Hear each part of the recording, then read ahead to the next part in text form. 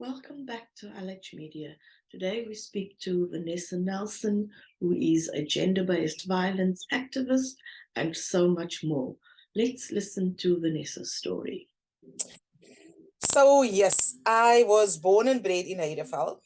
Attended, finished off at Cathkin High. I fast forward, got married, and I lived in the area. And when how I became an activist or a community worker was not just because of Hope for the Future. I served on our Heideveld Advice Office as a secretary for years. Okay. And our iconic program that we hosted was June the 16th. And with me working at the clothing union, I had a lot of contacts and connections. And so the support that I brought into the advice office for, especially our June the 16th, that we hosted was to get donors and funders and support and things like that. So it actually started there. And I served for a long, long while as a secretary on the Heideveld Advice Office. And so the reason why Hope for the Future was born was because of my firstborn. He was diagnosed at 6 with ADD, and at 8 he was diagnosed with ADHD. It was a foreign language to me, and I didn't understand what it meant. And my son was treated very badly with, especially of my family members, because of being hyper. And he was not liked as a child. He wasn't a naughty child. Yeah, I think in those He days had, people saw it as being naughty. They didn't yes, understand. no, Yeah. yeah. People just normally see a hyper child as being naughty. My son had the most beautiful manners and respect. He just couldn't help himself. He couldn't sit still. And so when I found out about ADD, it just threw me and I didn't know what it was. The specialist had to explain to me what it is. I thought I understood. And then with my eldest son, Shadley was very unfortunate as a child, being hyper. And so let me just go a little bit back. So I had an electrical shock when I went into labor with my firstborn. I think I need to start there. So I had an electrical shock. He was due. I was in my last 10 days and I went into labor. I gave normal birth to him. But I never felt any pain. I didn't feel anything. The electrical shock just didn't affect me. It affected him. And so after giving birth to him, as young as 4 days old, my son was under Red Cross. And every week my ex-husband and I, his father, we were in and out at hospital because Shadley was just a sickly child. And that was the first 2 years of his life. He was just in and out of hospital. At the age of a month before he turned 5, he was kicked off a sliding board. Shadley was at Heideveld Primary, and then he was kicked off a sliding board and his skull cracked. So which means he was kicked off. He was standing to slide, and a boy walked up the slide and then kicked him, and then he fell backwards and he landed on the back of his head. His skull cracked, and he was rushed to hospital. And he then stayed by my younger sister for his skull to heal because both my husband and I at the time we were working, and so I couldn't be at home for all of that time while his skull healed. And so after his skull healed, Shadley, he was a very active boy, but he was just overly active. And then at 6 in grade R, he was then diagnosed with ADD. And then trying to understand what it meant. And then the specialist actually prescribed and made me believe that the Ritalin is the right thing for Shadley. So at 6 years old, not knowing what ADD was and believing that, the specialist and the psychologist and all of them know what my son needed, he then was prescribed Ritalin. But the dosage was too strong. So after a week, because he became a complete zombie. So after a week, I then opted out for the tablet, and then just try to control him. And then Shadley's hyperactivity just progressed from there. And so at the age of 8, he had another a clinical assessment, and his assessment was that he is hyperactive. So now he had ADHD. I spoke to the psychologist and I said to her, I don't know what does this mean for my son. And I was then against the tablet, Ritalin, and I said to him, look, he's hyperactive. He's really tiring me out. But I would just want to see if we can, my husband, father, and I can manage in terms of his hyperactivity at home. And so we found that it just didn't work. We could not manage Shadley because Shadley was all over, all the time. He would always think of the most craziest thing to do, but he wasn't a naughty child. And so let me just get in there. The first day when Shadley started at Adefel Primary, Shadley was expelled. Oh, his first day. Actually, yes. We lived opposite the school. I was at work. And so all they heard, my sisters, then my two sisters were at home, and all they heard, the principal screaming, Mr. Johnson, and whose child is, and whose class is this child? That's all they heard. They both ran out. They knew. Because like I said, we lived opposite the school. They immediately knew it was Shadley. So he saw the fire hose on the stoop. He made sure that everybody was in class, and he went and he wanted to explore to find out what does this thing do. Oh, and so the principal had always, after every break, take a walk right through the school to see if all the children in class and whatever. And so Shadley managed to open this thing. It wasn't closed properly, and not even the tap wasn't even closed properly. So he managed to open it. I mean, this child of 6 years old, how does he manage to open just the tap? But anyway, so he had the hose in his hand, the water going all over the show. And then the principal came around down the corridor, and he just hosed him wet. So with being so frustrated, and apparently it was a brand new suit. The first time the principal had it on, he just expelled. He saw Shadley. He said, just go! And Shadley ran out. And he said, I'm expelling this child. And my sisters then were standing at the gate, and just leave home. And Shadley immediately knew. He ran home, and my sister got him at the gate. They brought him out, and then I got the phone call to say, Vanessa, Shadley's been expelled. I'm like, what did the child do? And so she explained to me, and they went to the principal, and so he went to school the following day. And Shadley had a long trail, and then because of that, the principals told him, you can't come to school if you don't have a proper haircut. That's the second day. So the second day interval, Shadley ran home, and Shadley told his aunt that my daddy must cut off my tail because Mr. Johnson said I can't come back to school tomorrow. But anyway, so the evening when my husband came up from work, he then eventually cut Shadley's tail. Oh, that was really a moment for us. But anyway, so because Shadley was diagnosed with ADHD at 8, I was always in contact with the teachers, wanting to find with all of my children, how are they progressing? Is there any concerns and things like that? So I was always told by the teachers, grade 1, grade 2, and grade 3, that Shadley was doing fine. And then I found out that my son wasn't doing okay. So what happened was, and that is my motto in life till today, the teachers would tell me what I wanted to hear as a parent. So they have not done justice, not to me, but especially my child. So their dad was always the one, his dad would always sit with him with his homework and so on. And Shadley developed this unique technique by memorizing. And so as parents being very active in our child, in his school career, because I mean, he was the firstborn, we never picked up that he was memorizing because he would read. He would sit with a book and he would read it, or we will sit next to him and he will read the book and he'll page over and he'll read. And so, but other homework, especially in grade 2, we found that Shadley was struggling.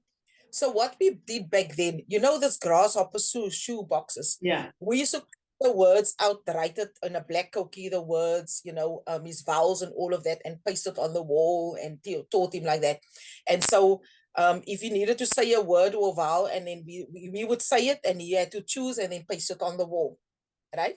And so that is how we taught all three of our children. And so I then realized, because of his photographic memory, that is how Shadley memorized the stuff. And in thinking, we thinking that Shadley could read. So that in grade 3, we realized he could not read. He finished, so always asking the teachers, no, the child is doing fine, and so on. And then in grade 3, I walked into his classroom. I was off from work early. So I just wanted to inform the teacher that he had a hospital appointment. Mm-hmm. And so walking, knock, knock, knock, the class was very noisy. And when I eventually just opened up the door, I saw Shadley pulling this child, poor child, on his thigh towards his teacher. The only thing I received from the teachers was complaints about Shadley's behavior. And so he was pulling this boy on the thigh towards the teacher's desk. I walked in and he froze, and I shouted at him and he stopped. And he immediately wanted to tell me his story, but the teacher shut him up. And then she said that she cannot cope with him because Shadley is naughty every day. Or every day. But I remember he came to tell me one day, Mommy, I've got my own desk, I've got my own little classroom, and there's nobody with me. But as parents, we never really took note. Yeah. So when I walked into the class and he wanted to tell me, and the way the teacher spoke to him, yes, he was wrong. I realized that, and I knew my son that Shadley would react in a certain way because he was always being deemed as naughty, and he was always the one to be blamed for everything that had happened, even though he wasn't maybe around or didn't do anything. Yeah. And that is what I realized at that moment. And while his teacher was talking, he was telling me, Mommy, just come see her. He left the child. He took me by the hand and he walked me to the back of the classroom. And then he showed me, this is my desk. Now, you know those old classrooms they used to have, those big white cupboards at the back, with that little pigeonhole in front, and there was an open space. So at the back of the classroom where the cupboards was, that is where Shadley's desk was with his chair. So the teacher never worked with him. So he told me, this is my own space. I sit here and whatever. And I asked him, now, do you ever sit amongst them? And he says, no. So he was very happy he's all on his own. And so the teacher never worked with him. Yeah. And then I asked her, why is it that Shadley's sitting at the back? And then she told me Shadley's disruptive. So I asked her, do you know that my son was diagnosed with ADHD? And then she says, yes. And I asked her, do you know what it is or what it means? And then she says, no. All she could tell me was my son was naughty and he's disruptive. And then he came over and I asked him, why were you pulling the boy on his thigh? And so she jumped in, and then the class jumped in. Half of the class were jumping down Shadley's throat, so Shadley never had a voice. And then I wanted to know, I asked the teacher, can you give my son a chance to speak? Yeah. And then he then said to me, Mommy, now we marked his pencils and stuff in a certain way.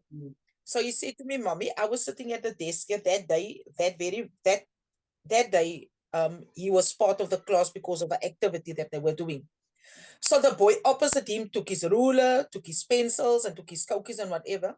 And so when he wanted to take it back, the boy didn't want to give it back, and the boy said it's his. So when he tried to call the teacher, the boy and whoever was sitting around the desks called the teacher out and said that Shadley is being disruptive and he's taking this boy's pencils and stuff. So they all ganged up against him. Yeah. And then I said, asked him who's the boy, and the boy he came to the front again. And then I asked him, so can you tell Mommy what is the story? And he explained again.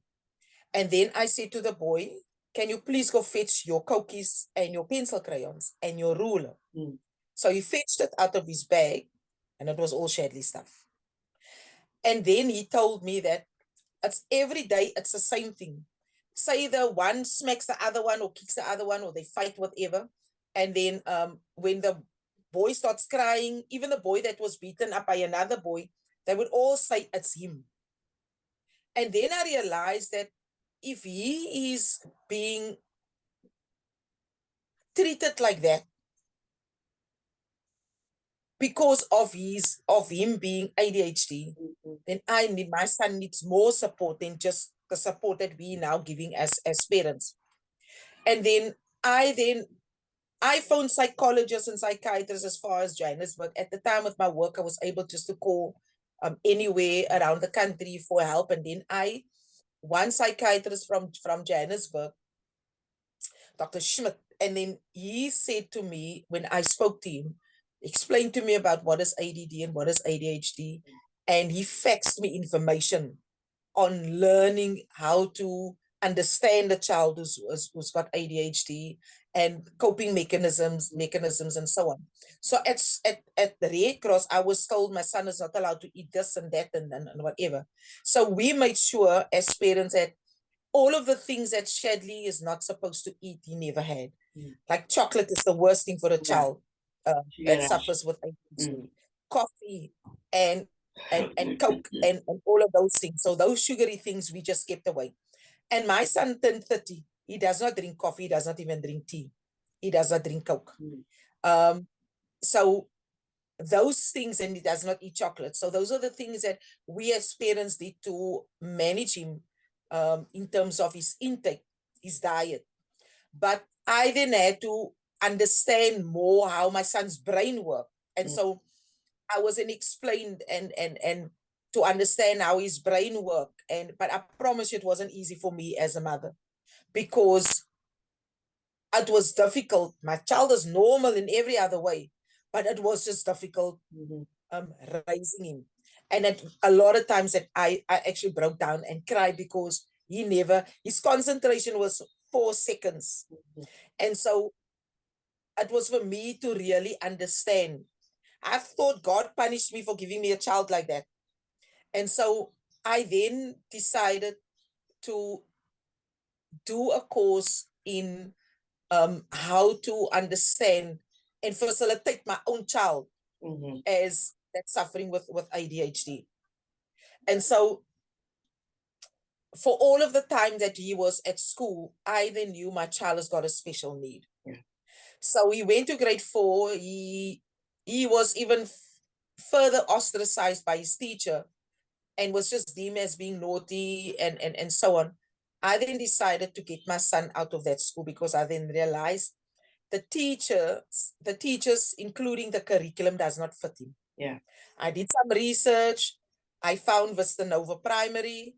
I made an appointment with the psychologist, Gerda Botha, went for an interview. I eventually took him with, and they just the first 15 minutes, she did an assessment on him. And after our interview, she decided to give Shadley a week assessment at the school. And at that time, the school fee was 4,500 rand. I wasn't worried. That was my salary. I had good money, but I mean, 4,500, I can't give my salary, pay it over just so for his school, but I wasn't worried about that. And so Shadley went to Vista Nova. Within a week after his assessment, they accepted him.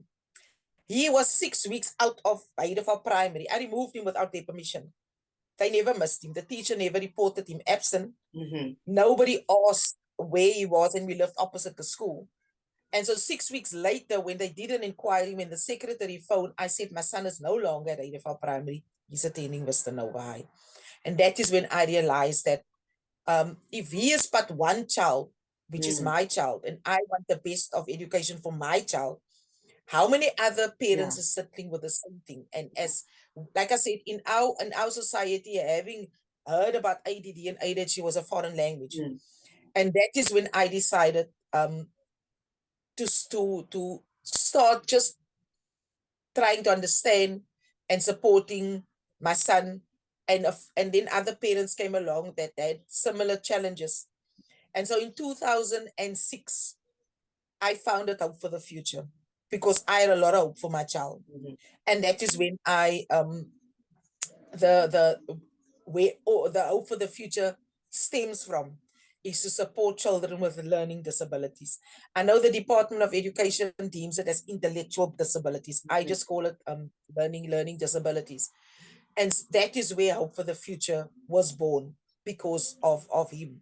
And so I gave him all the support, and his dad and I, until the time when his dad was still in his life, before we parted ways, gave him all the support and just the best for him. And so my son wasn't an easy child. He became very rebellious. He was very naughty. You know why? My very own family, a few of my family members have just didn't wanted him around because of his hyperactivity, and they didn't understand. They just didn't want him. If there was a family function and the first thing they would think, oh God, Shadley's going to be there, then I'm not included. Or they would say no children allowed. And so I then realized early enough that, you know what, he is my child. Even my friends also, at times things would happen, and then one day in particular, my son wasn't even around. We were at my friend's, something happened, and the first thing was shouted, that's Effin Shadley and whatever. And my child wasn't even around. I then removed myself away from my friends, because I knew that if it hurts me, how does my son feel? Yeah. So I stopped going to my friends and my family, and I just gave my son all the support I could give him, for just trying to understand, and because every day was different. The challenges with him was, it was never the same every day, and that is what I did as a parent. But I'm glad today he's turned 30. He's married. He's got a beautiful wife. He's got a beautiful family, and he's a father of a boy, Tegan Diego. He is 3 years old. He's turning 4. And Sagely, she is a year and a couple of months.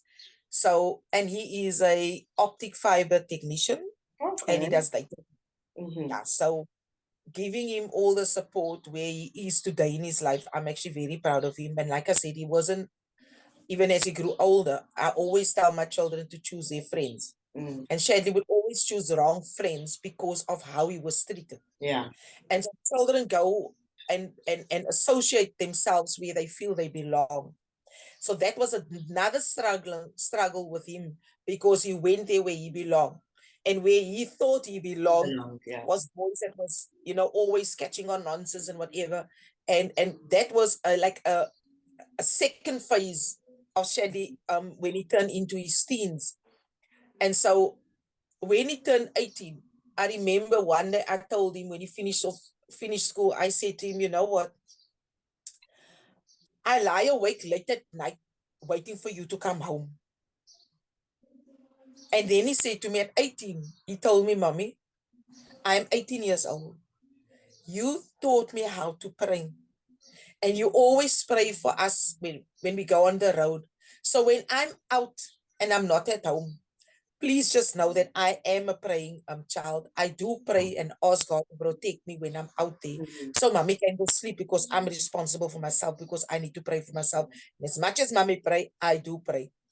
From that day, I then knew I prayed for my child, but I was able to fall asleep when he was 18.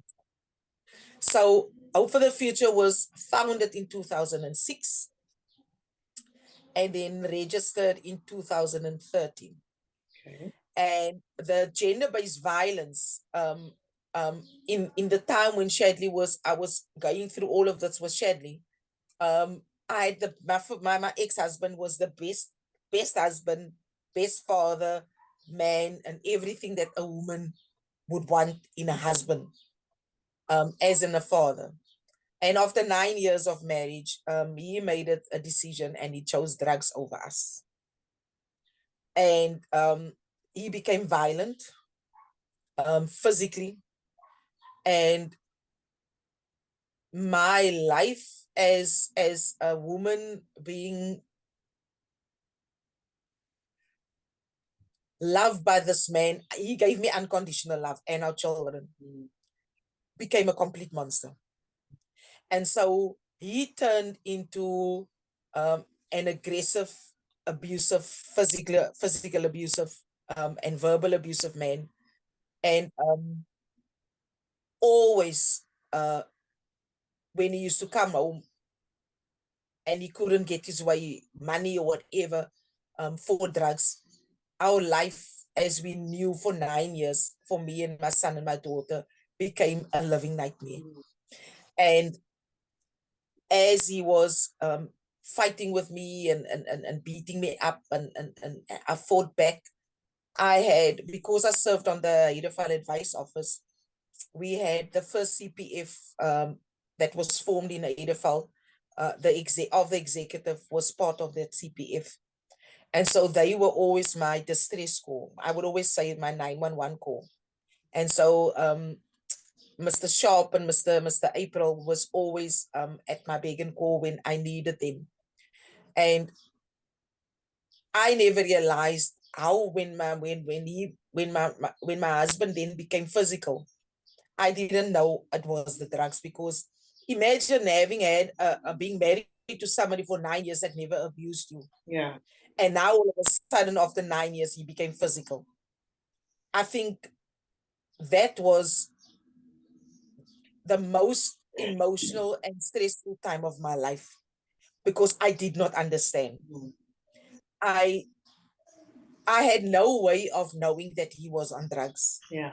I had no way of knowing that it was easy accessible. I had no way of knowing that he would choose drugs over us as his family. And then what happened was that one night in particular, he left home. It was a Thursday evening. He left home and he came home. That Thursday evening, he never came home. My children asked me, Mommy, where's my daddy? The Wednesday, the Thursday, the Friday, and every night, my children would ask me, Mommy, where's daddy? I phoned around. Nobody knew where he was at. The Saturday, the Sunday. The Monday morning, he came home. Just before I was leaving for work and taking the children to school, Michelle went to Hedefile Primary School, and I needed to travel with Shadley, get over the Red Cross, take Shadley to school, and then I take the taxi again back to Salt River to work. So that was my routine. And so he walked in, and he looked like he was, I think that he looked so terrible. He looked like a hobo. His nails was pitch black. His clothes were torn. He smelled, and I was actually disgusted when he walked in. And when I looked at him and I asked him, are you on drugs? And he said, no. And I said to him, well, the way you look, you never looked like this before. Asked him again, are you on drugs? And he says, no. I left to go to work. He stayed behind. He took our daughter to school. And Shadley and I were on the taxi route, and I took Shadley to school. That evening when I came home, our music center, that time it was the surround sound that came in, was gone. The DVD was gone. I used to sell anything under the sun just to make extra money to give my children a better life than what I had growing up. I mean, I had a good life. But ons het swaar groot geword. And so I had this, my mom would always say that I had a business mind. And so I used to sell seafood and burgers and stuff. So we had a freezer, but I never checked the freezer. The first night, that night in particular, when I came home from work, my husband has cleared out the freezer. New stock that just arrived. This music center surround sound is gone. The DVD is gone, and so many other things. And I actually then knew that he is on drugs. Yeah. I went for my protection order. I had him removed from the house. I he had nowhere else to go. I moved my children into our bedroom. I chucked him out of my bedroom, and then he lived in the back room. And the only time he could be at home was when I was at home. And so my opposite neighbor had a big part in and I really need to thank her, because she gave me a lot of support for me and my children. And so I realized that my life with him was never going to be the same. But he used our children to gain access to the house. And so because they loved their father, they were very young, so they didn't think or see anything wrong with him. They just loved their father. And because of that, I allowed him to be in our personal space. And even though he was living in the other room. And then he came to speak to me, and I thought he was off drugs and whatever. He cleaned up, or it looked like he cleaned up, and dressed up, and not being filthy and dirty and all of those things. And I thought my husband was okay. Yeah. And then he moved back into our bedroom. Our children went into to their own room. And I think when I gave that opening, allowing him back into our bedroom, and he thought we were okay, I just went downhill after that. I'll never forget the 3rd of January 2002. We had a family outing to I'm gonna come to the place again. We had a family outing. For the first time, my husband fought with me in a public space. All the family is there. And his jaw is shifting left and right, and he's agitated and he's angry and whatever.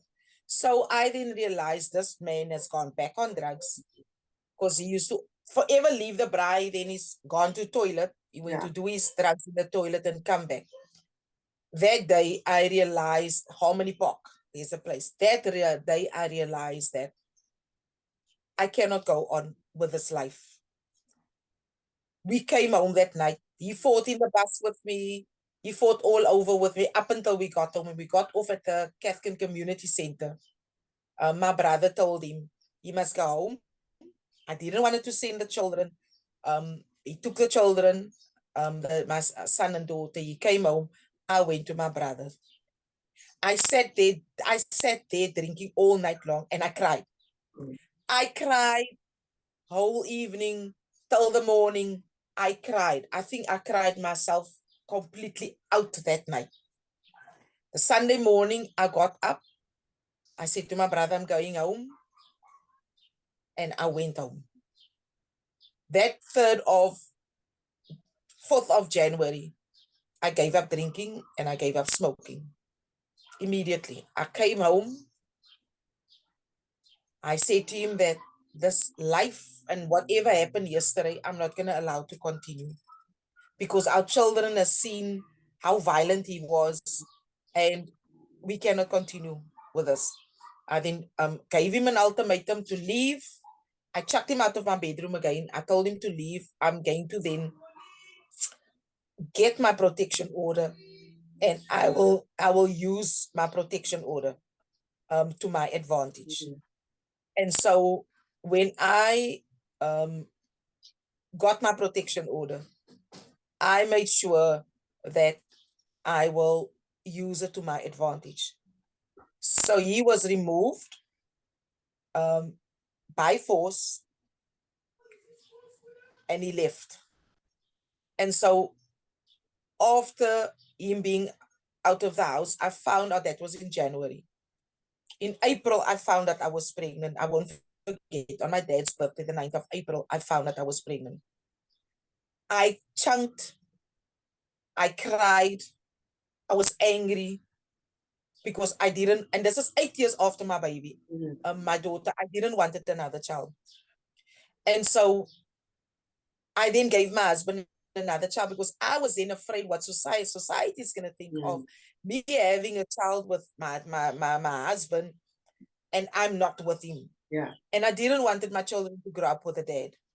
So I then gave him the news that I'm pregnant. He made a commitment. He was going to get clean. We worked on our marriage, but it was 10 times worse then. For 6 months of my pregnancy, I was in a psychiatric ward at Gatesville Medical Center. I was depressed. I kept on crying. And even while being pregnant with my baby, my husband then physically abused me. He physically abused me, financially, emotionally, all of those things I've been through.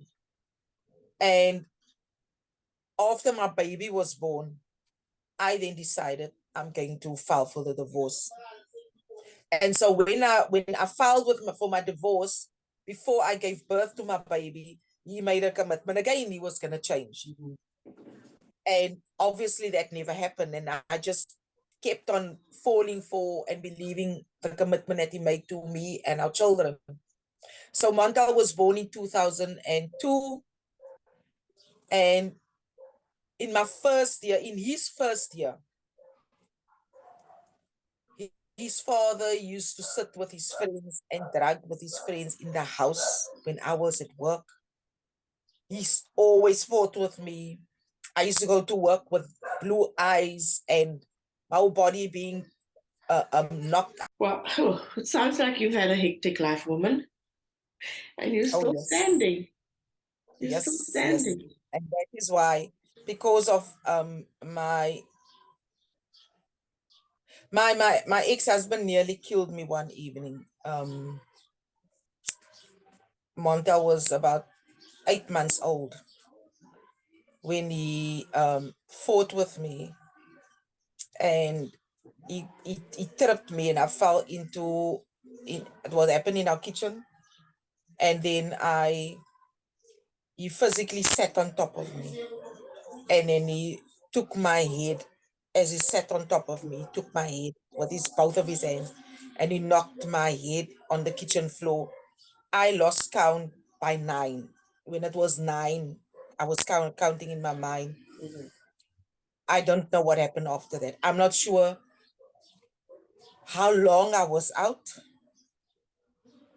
And my 3 children was there. My obviously Monta was still the baby.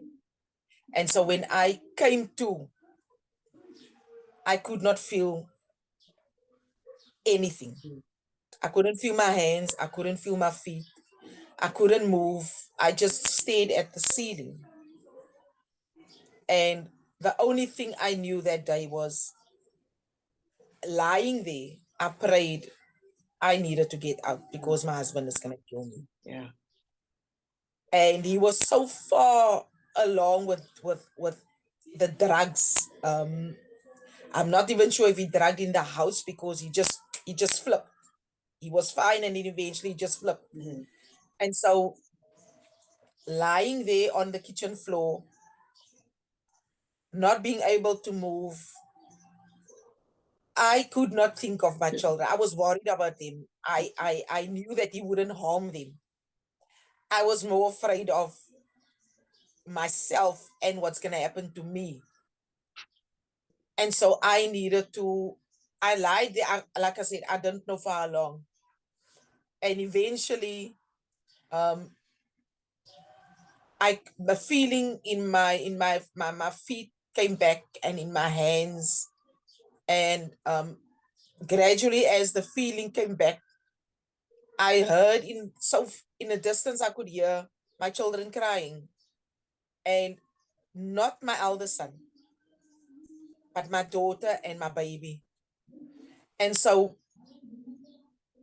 as I was lying there praying,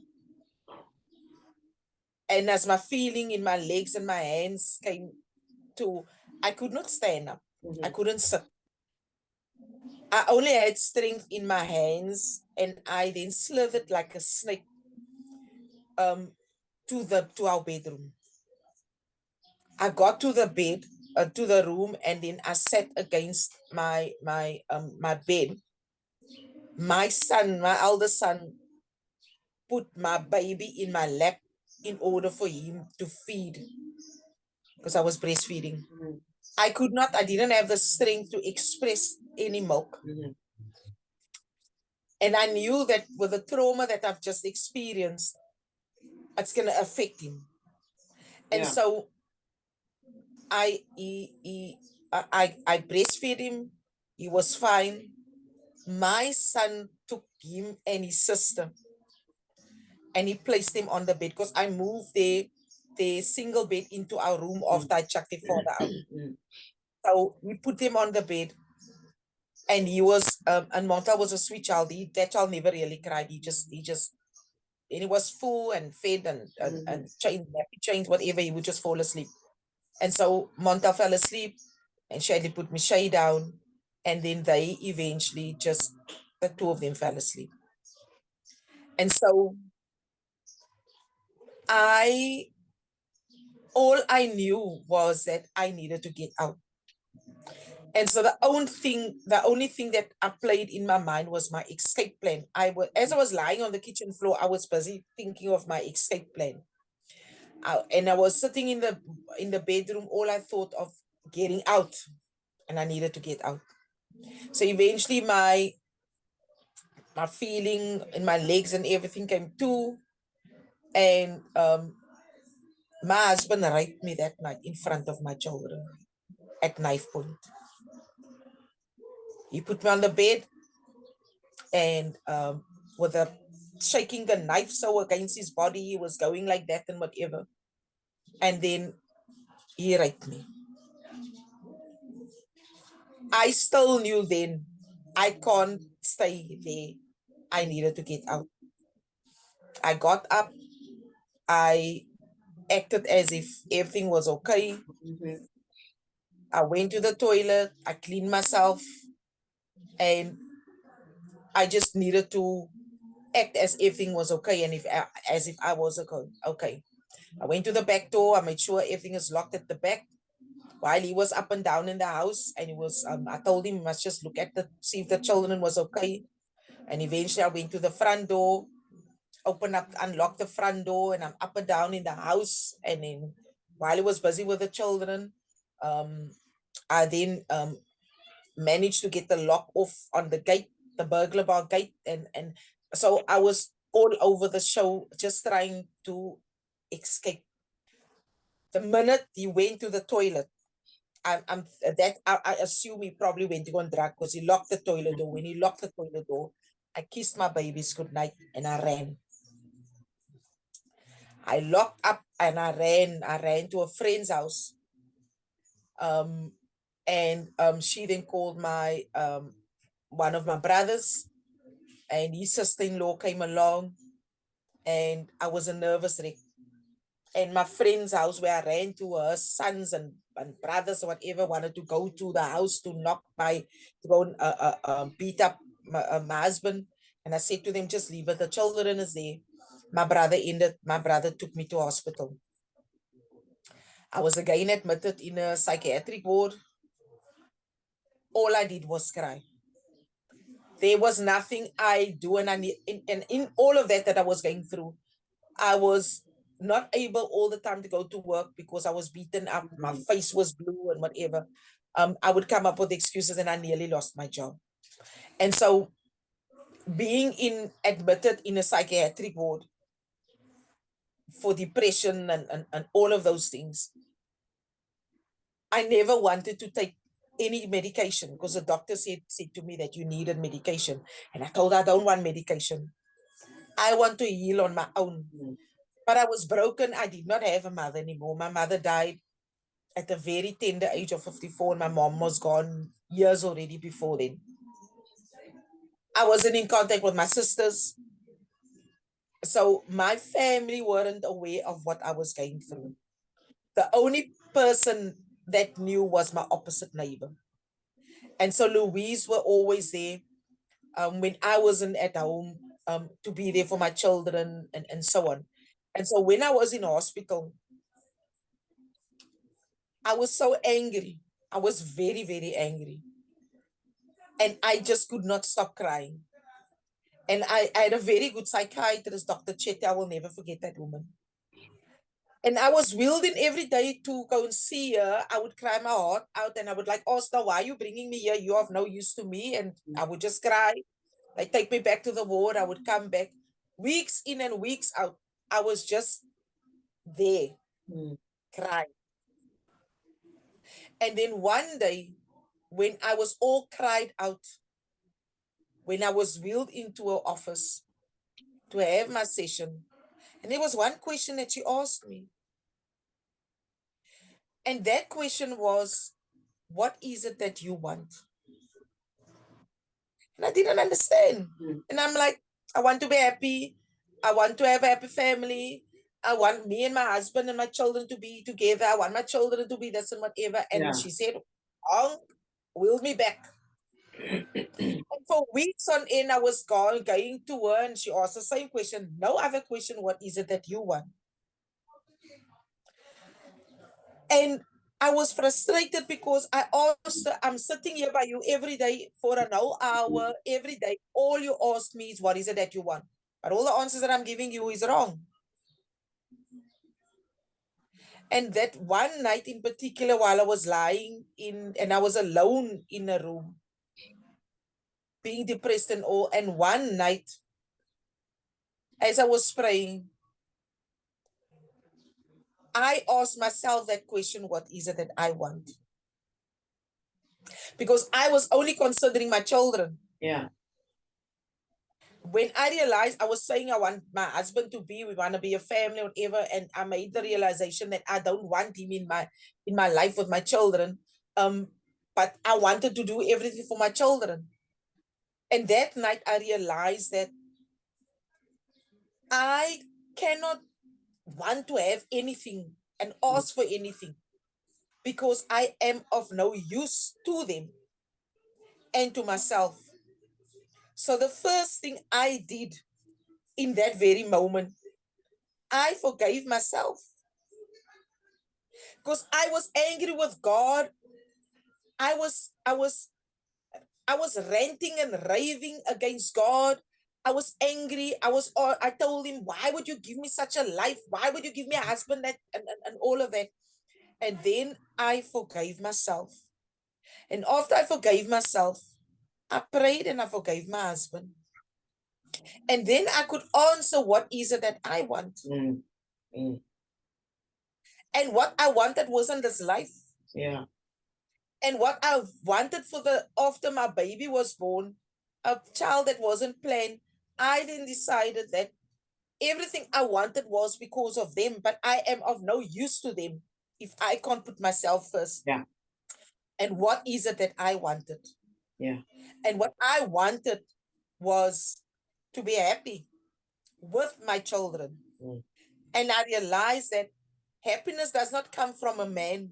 I don't need a man to validate who I am as a woman. Exactly. What I wanted was to be happy, being me and being true to myself.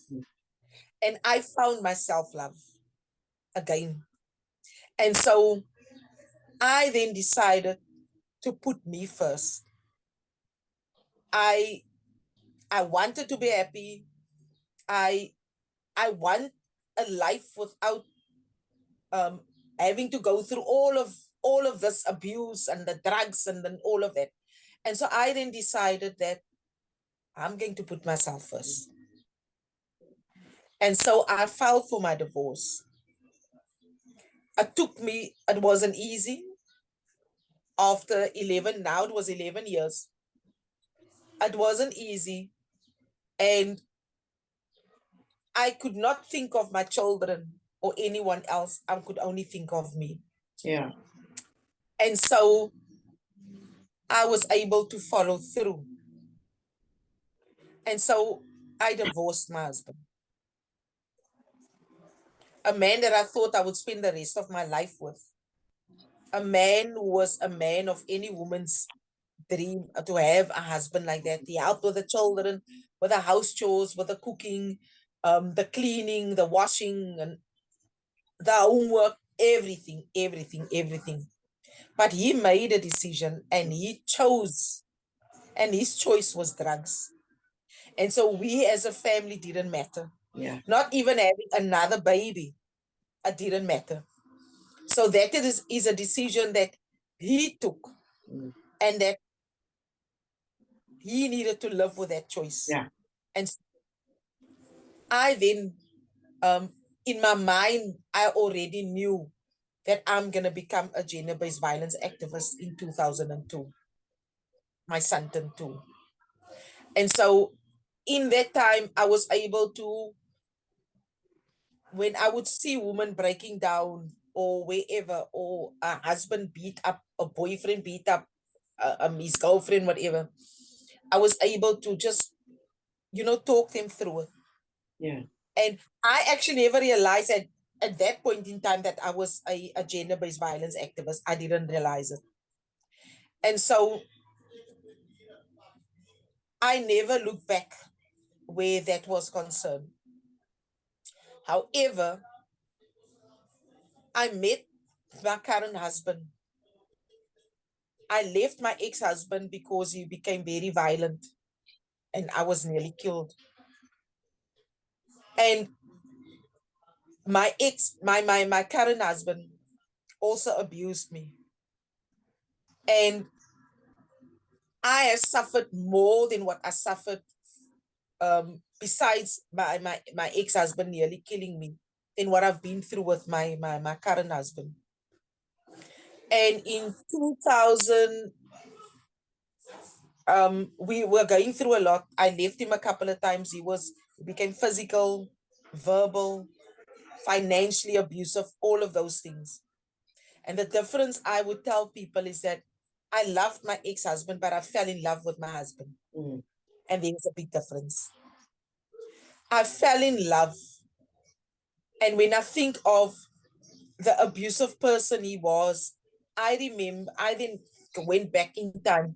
My dad used to beat up on my mom. So we grew up in abusive household. Not during the week, Monday to Thursday, we were very happy with my father. Fridays to Sunday, it was nightmares. We were physically living nightmares on every weekend, Friday to Sunday. My dad would drink uncontrollably. He would come home. He would beat up on my mom and whatever. And then one day, my sister and I and my twin brothers, when he came from wherever he was drunk, and he beat up on my mom, the 4 of us, my baby sister was still very young. He wanted to beat up on my mother. And the 4 of us stood up against my father. So the eldest 3 weren't at home. So it was my twin brothers, which is before me, then me, and my sister after me, and my baby sister. We stood up again. I remember I was on my dad's back. I was physically choking him. My twin brothers was beating up on him, and my other sister. So we beat up on my dad. And that was the last time my father lifted his hands for my mother ever again. Because we stood up. Yeah. And so I then asked myself in the new relationship that I was in, and look, my husband, my husband now, he was married at the time.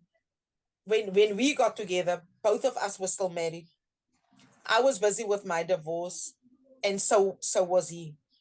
And so people would tell me and believe that I left my husband, my children's father, for him. I never left my children's father for him. So there was a myth around the pain that I've been through, everything that I've been through. People had their own version of what my lived experiences was. Yeah, people like to judge. Ask me. Yeah. If you want to know my life story, ask me, and then I will tell you. So, having still been, I left him. We have been through many abuse. I've been through many abusive fights and financial abuse and all of those things with my current husband. At the point where I actually just left him. My son nearly killed him. And so we parted ways. I divorced him. And because I fell in love with him, I gave him another chance. I had him locked up a couple of times. And all I can say is that he's always been there for my children, all three my children. He reared Montel since he was 2 years old. And he is turning 20 now in December. And he's always been there for both of my other children. My children's father just did not play the fatherly role and be a dad to them. And so my husband took that role. And he's got a very good relationship with my three children. But he was an abusive man. And so when I left him, I had him locked up and I left him, and he realized, that he is abusive. He's doing so many things towards me. And then he needed to change. And so in 2014, we renewed our vows. We moved back together. We renewed our vows. We are still together, but it hasn't been easy. And so I realized my self-love and what I want, and wanting to be happy. As again, he cannot give me what I wanted.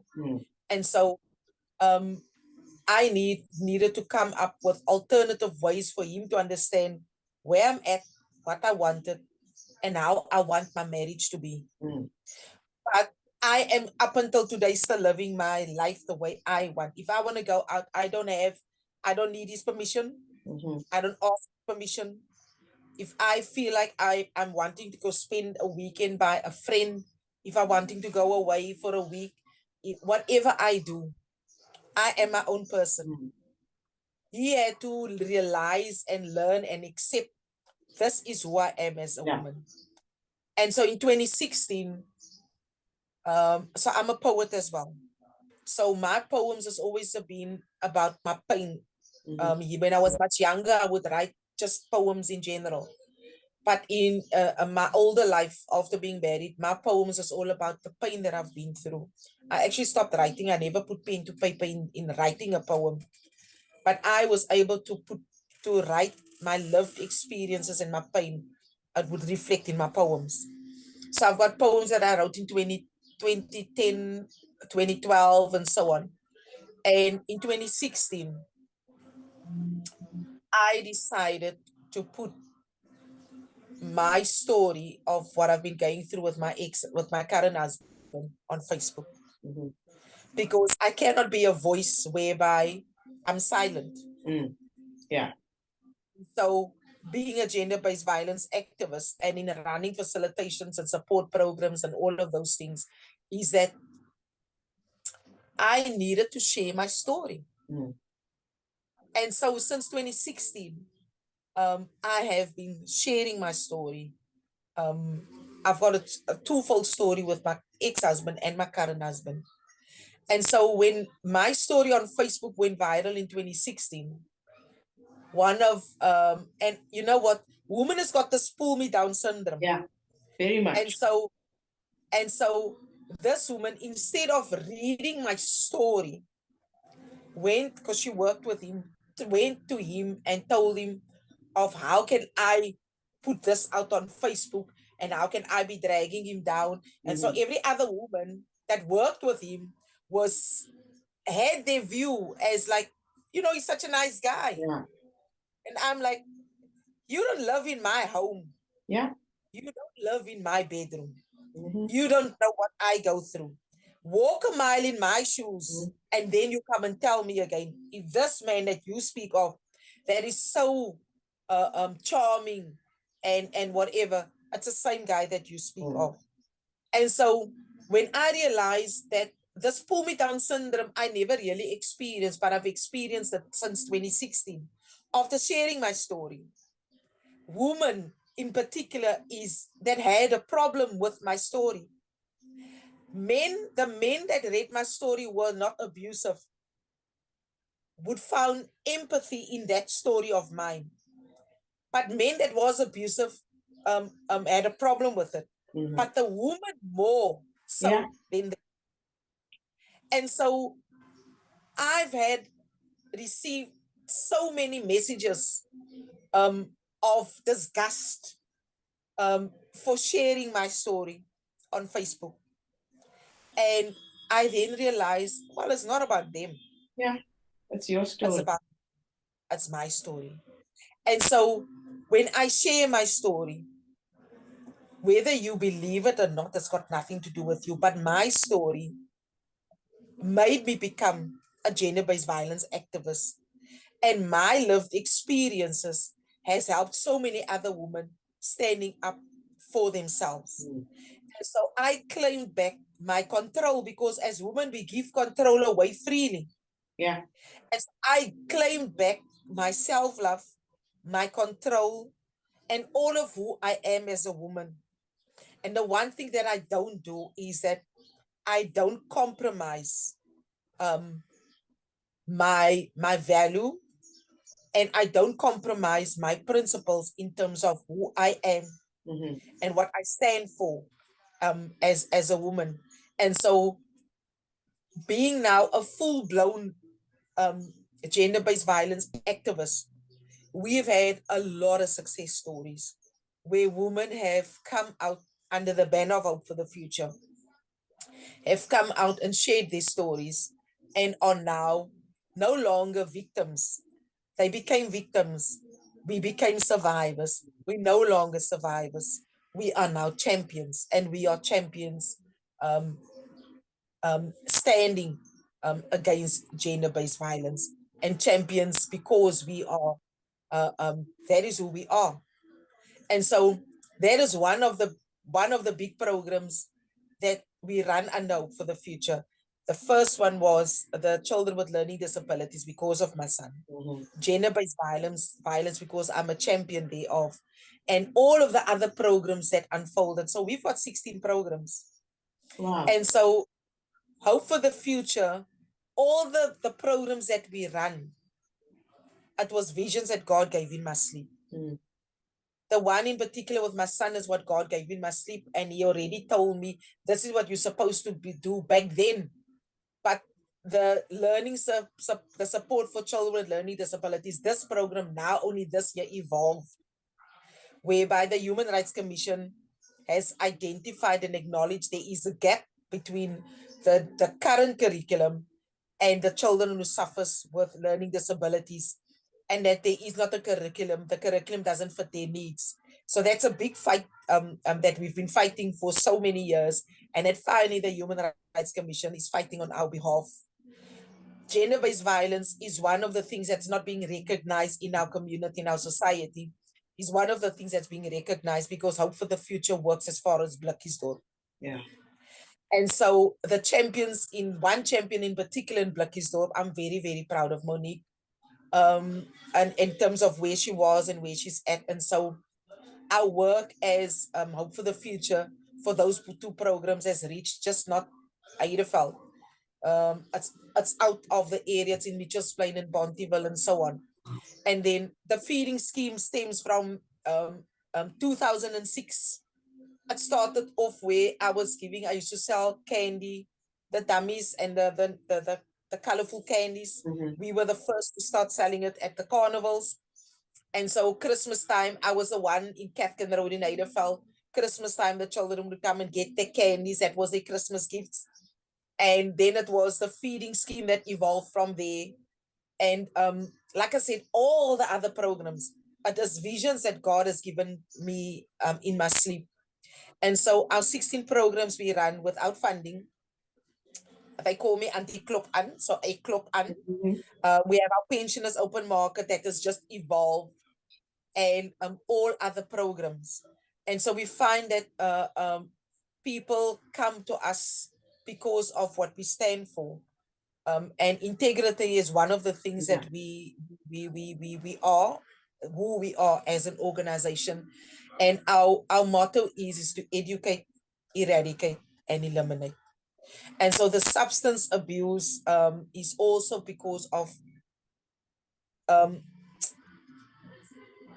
champions who is recovering drug addicts that has come on board, that is sharing their stories of being on substance. And there's so many other stories and other programs. But like I said, Hope for the Future is grounded and is from Heideveld, and all of our programs we run from here, but we support our extended community. So we've adopted our families as our extended families, and I call them my extended families. And all of our programs are run in that manner, in that fashion. And we also have our youth that is on board. We've got over 60 youth employed through the job funds. Oh, wow. And they are part of Hope for the Future. And God willing, next year, their contract is ending on the 16th of end of December. And so we will then, they will be shifting over to the YES program, where they will be contracted for a year. We've already got 4 that's been contracted for the year. They're exiting the job funds. And each of them will be positioned in every program, a couple of them, so we can effectively run our programs. But we are looking for people to partner with us, because my sister is a champion of gender-based violence. My sister had a child who had a learning disability. Both she and I have done everything we could for our son. So my firstborn and her firstborn, and she's part of the organization. So our lived experiences is how we run our organization. The feeding comes because of my ex-husband who stole my bank card, would drug all my money. My current husband has had a gambling addiction, would steal my money. So we know what it is to not have food to cook for a night to support our family and give food to our children. And that is why our feeding scheme stems from our lived experiences. And every other program has a piece of what we've been through in our married life with our partners. And that is how we run our organization. And so my brother Leonard, he's doing the spiritual side of Hope for the Future. They at the courts doing with his ministry and the church that he belongs to. There's the spiritual side of Hope for the Future. So Hope for the Future is not just any organization. It's an organization where God is the center of it all. And I believe because God is the center of all in what we do, and we have lived experiences. My brother has been through an abusive marriage, and so it's just not woman. And so we can speak of our lived experiences. And because God is a center, our programs that we run is extremely successful. And I want to thank you, Lynn, for giving me the opportunity to speak about where it comes from, and how Hope for the Future was born and why. And so hope, that is just what it is. And it means I had a lot of hope for my son, and I believe that he was not going to become a statistic. And that is why Hope for the Future was born, because we giving hope back to the future. And that is why our motto stands for, we need to educate our women. We need to educate our parents around learning disabilities. We need to educate them around people with not having food and all of those things. And so that is why Hope for the Future was born, and why we have successful programs in what we're running. Vanessa, I can't thank you enough for sharing your story. Obviously, I'm going to load the video later. Would it be okay for me to put your contact details if anybody wants to be part of your Hope for the Future, or if they want to just, assist in any way? Yeah, I mean, it's amazing. And I say this to everybody, you never know anybody's journey until you sit down and you chat with them. So true. I mean, I only realized this afterwards, well, not now, but a while back, that we were at school together. And it took me a while to place your face. And I'm like, I've always seen this woman on Facebook. She's always so active, not knowing that we grew up together. We were at school together. And you are making a difference in a community that we both came from. Yes. And I think that's what our communities needs. And I love the fact that you've moved on, because I think most organizations, it stops where you are a survivor. You're saying, we're not survivors, we're champions. And I Yeah, champions. absolutely love that. And I think we also need to educate women around abuse. Just because it hasn't happened to you doesn't mean that it's not waiting around the corner. You don't judge Exactly. anybody based on their particular life and their story. It's theirs, it's yours, you own it, you claimed it, and I absolutely love that. Yes, thank you so much. And you know what? I have so much to give of myself and what I've experienced. And so we've had a Monday past, we had our gender-based violence workshop for our youth.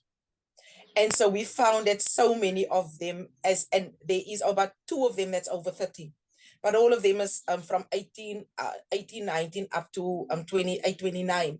So many of them, as young as they are, has been going through gender-based violence. They've been raped, they've been, Yeah, it's so many. And so I then decided, and my sister and I, we shared our story. So we're standing in the gap for them and trying to give them the courage, because to stand up. We never asked them to share, because it was a first session. They've never been to anything like yeah, that. So we will continuously start that, and that is with the education. And so we're starting to educate them our lived experience, and so many of them could relate to what we've been through. yeah. And our program, we do it just differently. If I can just mention there, so we give them a color sheet with a pen or whatever. So we experience, there's so many different types of abuse. And so when we ask, have you been physically abused, have you been sexually abused, financially abused, or whatever, and they would start pricking the fingers. And the first question I ask, are you happy? And I'm like, oh Lord, we're so happy. But towards the end of the 10 fingers, there's no more fingers to prick physically, because they draw their hands on the page, both hands. And so when they come to the 10th finger, they were saying in the beginning that they're happy. And by the time a few of them, or us that has already pricked out 10 fingers, they would then say, would come or say something, whatever. But then I said, remember, I asked the question, are you happy? And realizing the different types of abuse, whereby they're not allowed to wear what they want to. They're not allowed to go where they want to. They're not allowed to do a lot of things. And so all of that, they did not realize was abuse. Yeah. And so after them having pricked their 10 fingers and having realized they've only pricked 5 fingers, and they are not, or haven't pricked the other fingers because of not understanding the different form of abuse. There's 13 different types of rape. We've put them through the rape crisis. 13 different forms of rape, which they weren't aware of. And so they've been through it, but not realizing it's rape. Yeah. And so by the of us asking what was the different types of forms of abuse, they realized they've been abused. But yet they said they were happy. Yeah. And so we're starting, because we were born and bred in Nederveld, we're starting in Nederveld, and we expanding our program, and we just do our gender-based violence workshops different to any other organizations. They need to be physically part of it. Like I said, if I can remember all of the programs, so we have, I'm going to explain to you the back to school program. The back to school program, which starts in December up until January, is that because of being financially abused, my children was at times not able to have stationery. I couldn't purchase proper school uniform for them. And so that was part of my financial abuse.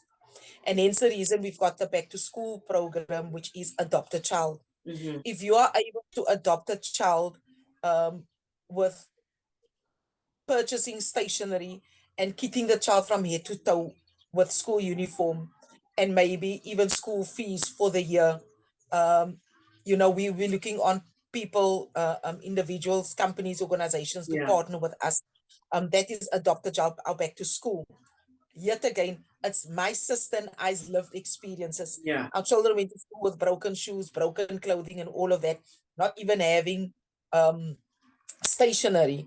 So that's Adopt a Child, our back to school. And then we have the winter drive for winter school uniform, a jacket, a long sleeve shirt, long school socks, long school pants, and so on. That is that. Then we have our Easter drive.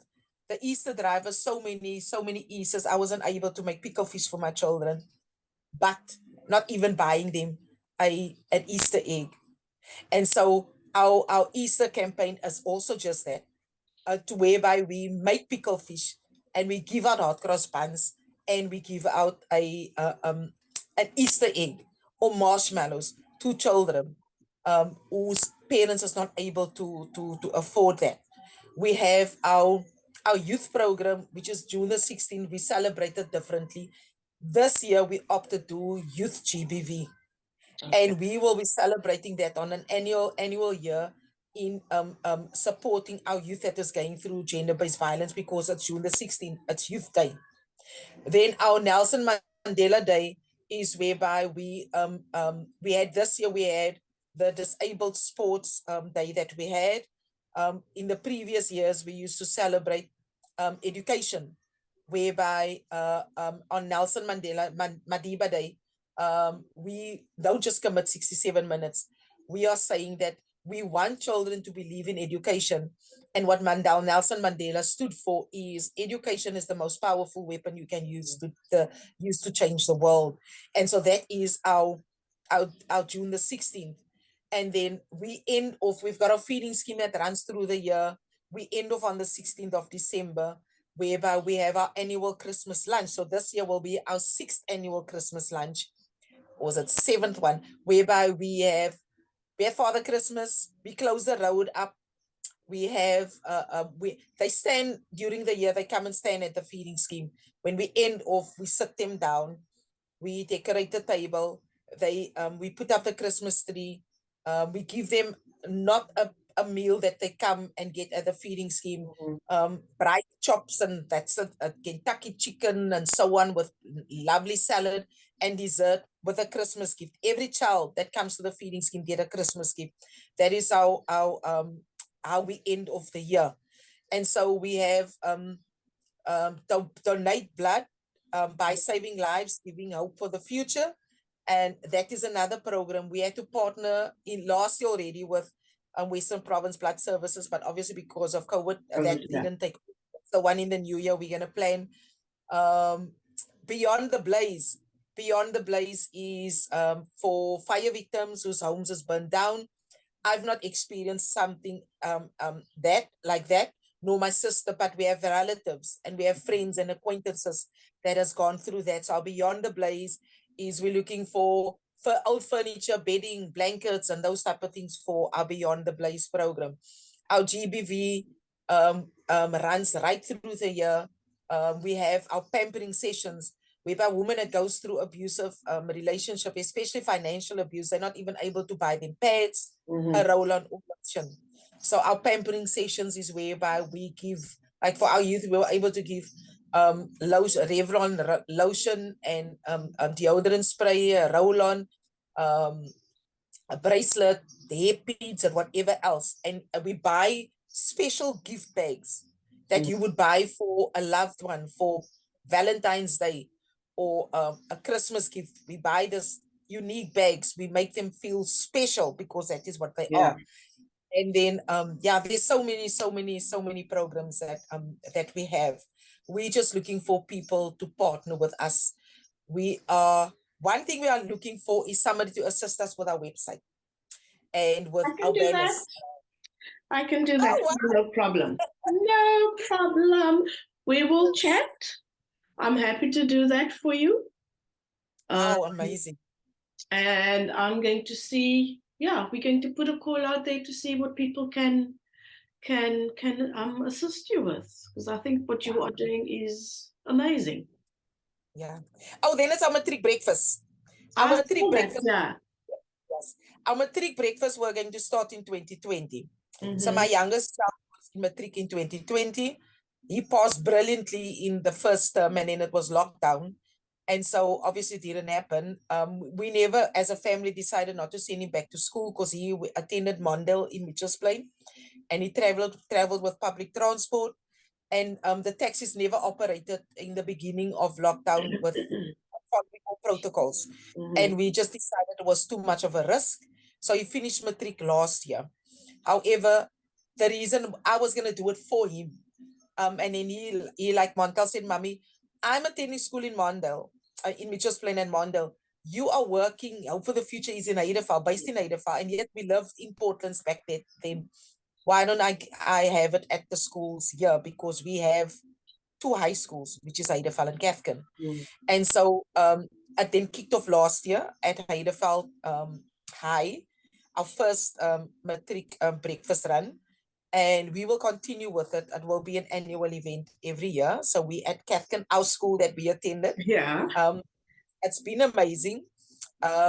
We've called on Facebook and the ex-learners just to support people. It's not easy to run that program right until they finish writing the matric exam. So my husband's wages and the support that we're getting goes in there, and we always run out. But God has always been there in providing and ensuring whatever we have, we're able to cook for them. So yeah, we call it the Kings and Queens breakfast that we run until they finish exams. And yeah, so we love to have to want people coming on board and just network with us and partner with us, and maybe choose a particular program that they want to be part of. And people are passionate about different things. Yeah, people are passionate about different things, yes, and maybe choose of our 16 programs where they feel that it fits them, and just let it evolve. And let Hope for the Future become a household name in giving back hope for the future. Because there's too many negativity. Yeah. The corruption in government, it's ESCOM, it's a gender-based violence, the pandemic against women and children, the gang violence and all of that. So we just there wanting to bring a little bit of positivity outside of what we see, the normal that we see in our community, and being in the news and in the media for all the wrong reasons. Yeah. So we just want to make shift the narrative a little bit. Yeah. Brilliant. Thank you very much again, Vanessa. I mean, I think we could carry on having this conversation for the rest of the day. But I think we do have to end it at some point. But our conversation is not going to stop here. You and I, after this, we're going to sit down, and I think we do need to sit face to face and just see what it is that we could do going forward. I think the community is bloody lucky to have you there, having left the community and having come back, because I think a lot of us have left and we've never looked back. I think the last time I set foot in that community must have been about 2011. Wow, long. I don't think I've been back since. I think the last time, was around that time. And I drive past there often and I'm like, I wonder what this community looks like. And so maybe I should pop in there and see what's happening. Does the place look the same? Has it changed? Because we do tend to, we don't forget where we come from, but we forget that it still exists. It still exists, yeah. And I firmly believe, you know what, out of the two high schools especially, we have a lot of successful business people, became doctors and accountants and all of those things. And I believe if the community, because that time we were raised by a community. Yeah. And so when we grow up, and so we easily forget that it's a community that raised, that had a hand in it, the auntie that used to give you a spanking if you didn't listen and whatever, because it wasn't allowed. And so they had a very important role in us where we are today. But nobody comes back to give back. Yeah. And I feel that the successful people that comes out of Heideveld, if we want to change a narrative in our community, is that very same people that was born and bred in this area come and give back and show them that there's an alternative to drugs, pregnancies, and gangsterism, whatever. We've got the teen pregnancies as well. We partnered with Flourish, the pensioners open market, where pensioners come to shop. We give them for free. We don't ask them for an ID or anything. So there is a lot of programs. Our pensioners, our seniors is the ones that's being left behind. And a lot of professional people, they actually moved out and moved on, forgetting about their go-go's, their grannies. Yeah. That is from the area. They never look back, never give back. Yeah. And so we just there to you assist where we can. But I would love for us to connect, and well, I'm glad that you will be assisting with our website, because I believe that if the website is up and running, you know, people are able then to choose a program where they maybe want to donate, offer their time. It's not just about money. It's about offering your time as well, just to come and give back. Yes. Yeah, definitely. But I'm super chuffed, and thank you for this interview. Pleasure.